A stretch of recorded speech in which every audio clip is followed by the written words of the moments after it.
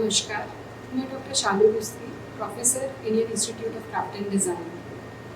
Crafts of Rajasthan MOOC की श्रृंखला को आगे बढ़ाते हुए इस प्रेजेंटेशन में आप पट्टू क्राफ्ट के बारे में जानेंगे।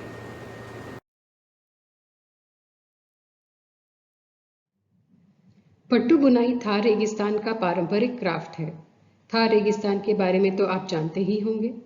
यह राजस्थान के उत्तर पश्चिमी क्षेत्र, सीमावर्ती गुजरात और सिंध पाकिस्तान तक फैला हुआ है। इससे मरुस्थली भी कहा जाता है। ऐसा मानते थे कि जो वहां गया उसकी मृत्यु निश्चित थी। वहां मीलों रेत है, दूर तक रेत के टीले हैं जो हवा के साथ स्थान बदलते हैं। दिन में तेज धूप और रातें ठंडी, सर्दियों में अत्यधिक ठंड और गर्मियों में भीषण गर्मी। मौसम शुष्क है और पानी दुर्लभ।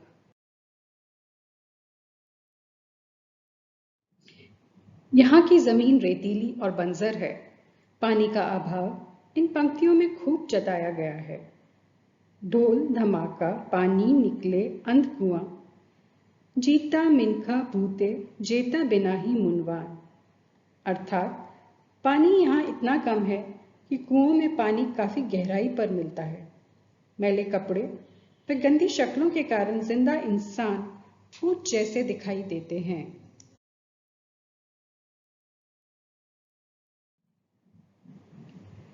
पानी की कमी से खेती बाड़ी पर निर्भरता कम है और पशुपालन जीविका का साधन।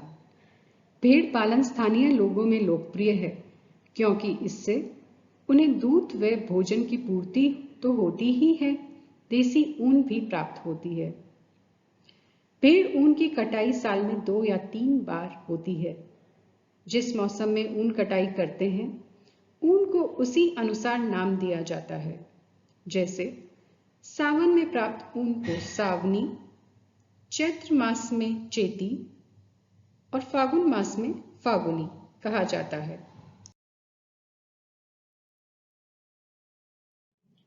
इस ऊन को हाथ से काटकर बना धागा बुनकरों को पट्टू बुनाई के लिए दिया जाता है। पट्टू बुनने का कार्य मेघवालों द्वारा किया जाता है, जो पारंपरिक बुनकर समुदाय है।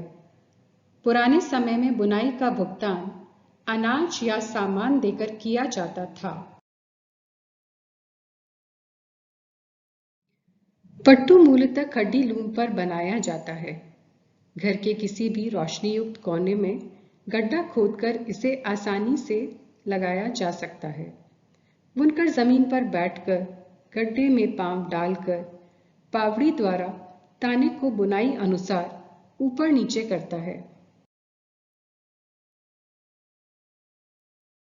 नावनुमा लोहे की शटल की मदद से बाने को डाला जाता है। बूटों के लिए रंगीन धागों को डिजाइन अनुसार ताने गिनकर हाथ से बुनते हैं। पारंपरिक बुनाई प्रक्रिया में ताना बनाने से लेकर पट्टू बुनने तक हर कार्य हाथ से किया जाता है। स्थानीय संसाधनों का उपयोग, अनुभव व परिश्रम का सही सामंजस्य पट्टू बुनाई में देखने को मिलता है। पट्टू नाम पट्टी शब्द से विकसित है, जिसका अर्थ है संकीर्ण चौड़ाई का कपड़ा।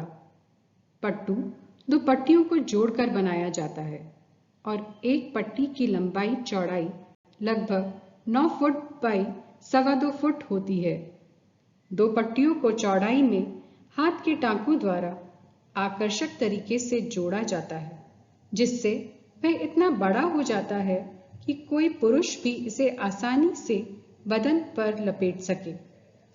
पट्टी के एक तरफ काला बॉर्डर होता है, सो जोड़ने पर पट्टू के दोनों किनारी पर बॉर्डर हो।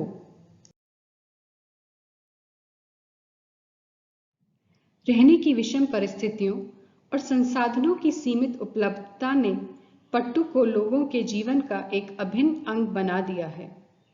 इसे सभी समुदाय के लोग ओढ़ते हैं। देशी ऊन का यह पट्टू आकर्षक होने के साथ साथ उपयोगी भी है। इसका इस्तेमाल रेगिस्तानी सर्दी की कड़क ठंड से बचाव के लिए किया जाता है। यह धूल, धूप, अंधड़ से बचने व जमीन पर बिछाने के लिए भी काम में आता है। ऊन का होने के कारण पट्टू का सही रखरखाव जरूरी है। इसे नियमित रूप से धूप लगाने पर इसमें कीड़े नहीं लगते, अन्यथा कपड़ा कट जाता है और धीरे धीरे खत्म हो जाता है। आम जीवन में उपयोग के साथ साथ पट्टू की सांस्कृतिक प्रासंगिकता भी स्थापित है। यह रिश्तों में सम्मान और बंधन का प्रतीक है। पारंपरिक अनुष्ठानों और समारोह में खास मेहमान को इसे भेंट किया जाता है। शादी विवाह में दुल्हन के पिता, भाई, रिश्तेदारों द्वारा दूल्हे और उसके नजदीकी संबंधियों को पट्टू उपहार स्वरूप भेंट किया जाता है। पट्टू एक आदर्श उदाहरण है जहां शिल्प सस्टेनेबल जीवन को बढ़ावा देने के साथ साथ सामाजिक परिवेश का भी एक अहम हिस्सा है। पट्टू पारंपरिक रूप से सफेद, भूरे और काले रंगों में बुना जाता है, जो प्राकृतिक ऊन रंग है। इसमें मूल बुनाई प्लेन या ट्विल होती है व डिजाइन के लिए एक्स्ट्रा वेफ्ट, टेपेस्ट्री और वेफ्ट ट्रिप बुनाई करते हैं। अनेक डिजाइन के पट्टू यहाँ प्रचलित हैं, जैसे सादा पट्टू, हीरावल कांबल, बर्डी, कशीदा पट्टू, मलानी पट्टू इत्यादि, जिनके बारे में हम आगे जानेंगे। सादा पट्टू यह देखने में बिल्कुल सादा होता है। इसका जमीनी रंग सफेद होता है और बॉर्डर काले या भूरे। किनारी वाला बॉर्डर चौड़ा होता है, जिसमें नियमित अंतराल पर चोटियां नुमा डिजाइन रहता है, जिसे टेपेस्ट्री वीव में बुना जाता है। पट्टू के दोनों छोर पर वेफ्ट ट्रिप की अलग अलग मोटाई की पट्टियां रहती हैं। हीरावल पट्टू यह सादा पट्टू की तर्ज पर बनाया जाता है, पर इसमें 3 लंबी धारियों का पैटर्न होता है। बर्डी इसमें 2 रंग, प्राय सफेद और काले रंगों का चेक पैटर्न होता है। कशीदा पट्टू इसमें रंग बिरंगे बूटे बुने जाते हैं, जो दिखने में कशीदाकारी जैसे प्रतीत होते हैं। बूटा डालने के लिए रंगीन धागों को छोटी छोटी गट्टियां बनाकर एक्स्ट्रा वेफ टेक्निक से डिजाइन गणना अनुसार तानों के साथ बुना जाता है। ये बूटे ज्यामितीय आकृतियां जैसे त्रिकोण, वर्ग, आयत पर आधारित रहते हैं। इन बूटों के स्थानीय नाम आसपास की चीजों से प्रेरित हैं। कुछ पट्टू में बूटे छौर की तरफ होते हैं और बीच का हिस्सा प्लेन होता है, और कुछ में पूरा पट्टू बूटे से भरा होता है। पट्टू में एक भाग दूसरे भाग की पूर्ण दर्पण छवि है। यह पट्टू देखने में अत्यंत आकर्षक होता है।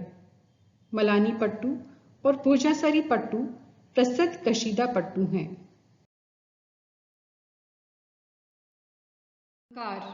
यह लाल रंग का पट्टू स्त्रियां ओढ़ती हैं। वे इसमें अपनी रुचि अनुसार ऊपर से कशीदाकारी भी कर लेती हैं। पट्टू पश्चिमी राजस्थान के लोगों के जीवन का अभिन्न अंग रहा है, परंतु अब इसका स्थानीय उपयोग घट रहा है। अतः इसका उत्पादन भी कम हो रहा है और कई ऐसे बुनकर हैं जिन्होंने पट्टू बुनाई का काम बंद कर दिया है। युवा पीढ़ी रोजगार के वैकल्पिक साधन अपना रही है, क्योंकि पट्टू बुनाई का कार्य उन्हें आर्थिक रूप से सार्थक नहीं लगता। बदली जीवन शैली और बदले पहनावे के कारण इसकी स्थानीय मांग में तेज गिरावट है। आज के युवा कंबल के बजाय जैकेट और स्वेटर पहनना पसंद करते हैं, जो आरामदायक होते हैं, साथ ही साथ फैशन के अनुरूप भी होते हैं।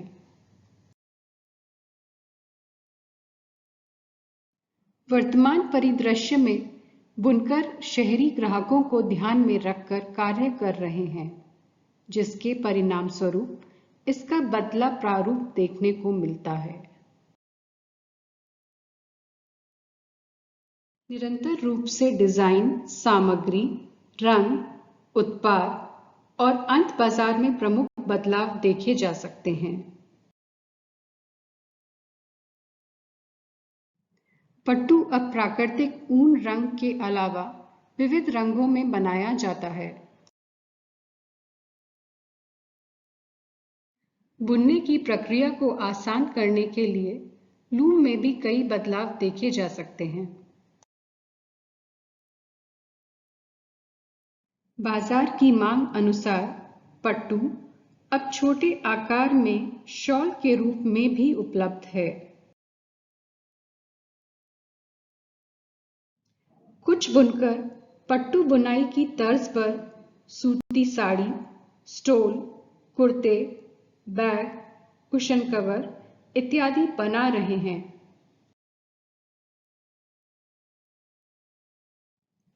शिल्प और शिल्पकारों के प्रगतिशील विकास के लिए जरूरत है सहयोग पूर्वक कार्य करने की, जिससे शिल्प को राष्ट्रीय व अंतर्राष्ट्रीय स्तर पर पहचान मिल सके।